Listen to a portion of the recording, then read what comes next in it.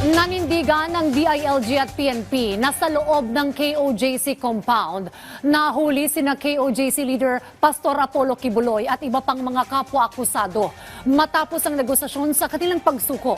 Nangyari umano ang surrender failure ng paligiran na ng mga pulis ang isang partikular na gusali sa loob ng compound. Yan ang ulat ni Patrick De Jesus. Live, Patrick.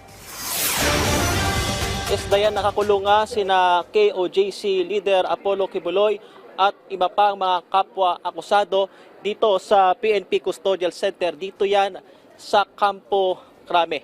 Nanindigan naman ng DILG at ang PNP na ang pagsisilbi ng warrant of arrest laban sa mga akusado ay naging matagumpay o yung pagsuko ni Kibuloy at ng iba pang mga kapwa-akusado ay resulta ng tuloy-tuloy na operasyon sa KOJC compound. Iniharap sa isang press conference sa Camp Crame sina KOJC leader Apollo Kibuloy kasama ang iba pa niyang kapwa-akusado sa mga kasong child sexual abuse at qualified human trafficking na sina Jacqueline Roy, Ingrid Canada, Crescente Canada at Sylvia Semanyes.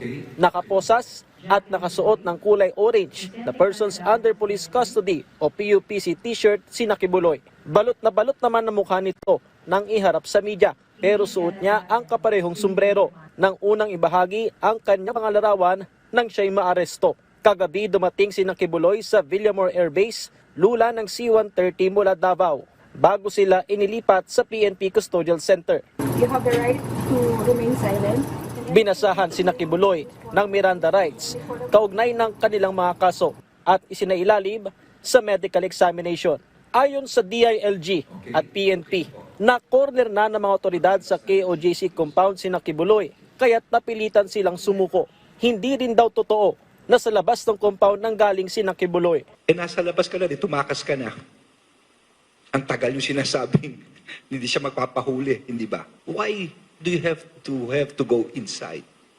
Di ba? At pangatlo, nahuli siya doon mismo sa loob. No? Andito isang PNP na kasama natin, si ating PNP dito. Pinasok siya roon at nung palabas, sila, pinatabi na lang namin yung mga pulis so that they could get out. Okay? Yun ang nangyari. Sabi ko nga, kwentong kutsero ito. Huwag tayo maniwala dyan. Sinabi naman ni Davao Region Police Director, Police Brigadier General Nicolas Torre III na sa Bible School o ACQ College of Ministry sa loob ng KOJC compound natunton ang huling kinaroroonan ni Kibuloy. Sabado pa lamang, ikinasana ang final assault dito. Linggo ng umaga, pinalibutan ng ACQ College of Ministry ng 1,000 tauhan ng Special Action Force, SWAT at Regional Mobile Force Battalion para pasukin nang biglang makatanggap ang PNP ng surrender feelers. Alas 10, nakarinig na kami ng feelers. So tumawag ang National Headquarters dahil high level ang nagiging feelers, ang negotiations. So sige sir, i-hold ko hanggang alauna. Ang alauna ko na assault is hold natin hanggang alas 3. So yun, other sets of things transpired sa negotiations na. Dito na dumating ang C-130 na maglilipat kina Kibuloy base sa naging negosasyon at matagumpay na naisagawa ang prisoner transport. Sabi ni PNP Chief Police General Romel Marbil, noon pa man ay kampante na silang nasa KOJC compound lamang si Kibuloy. Naging pahirapan sa operasyon ng umano'y ginagawang delay ng KOJC at iniiwasan din na may mga batang madamay kung saan mayroong nasagip sa compound. Sabi ko, Nick, ito lang to make sure kung mayroong mamamatay, tignan natin basta walang bata. Mahirap kasi pagkabata may tinamaan Iba na istorya na to. Kahit na maganda yung operations mo, pagka may namatay ng inosente, it will go the line. And the guidance for President is to make sure that we follow yung human rights. Ito po yung katotohanan. It's a game of deception. It took us about 16 days. Plano namang magsampa ng DILG at PNP ng kaso laban sa mga humarang at nagbigay ng maling impormasyon sa kasagsagan ng kanilang operasyon sa pagsisilbi ng warrant of arrest. I'm sure someone should be guilty of obstruction of justice for harboring, concealing, someone who is wanted by law through this warrant. Sabi nga ni Chief, marami panlilinlang na ginawa.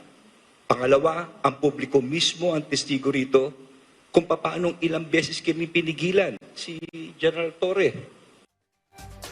Ang impormasyon patungkol kay Kibuloy ayon kay DILG Secretary Benhur Abalos. Samantala dayan, handa namang harapin ni Abalos yung mga isinampang kaso laban sa kanya, pati na rin sa PNP. Kabilang dyan yung malicious mischief na inihain ni dating Pangulong Rodrigo Duterte. Dayan.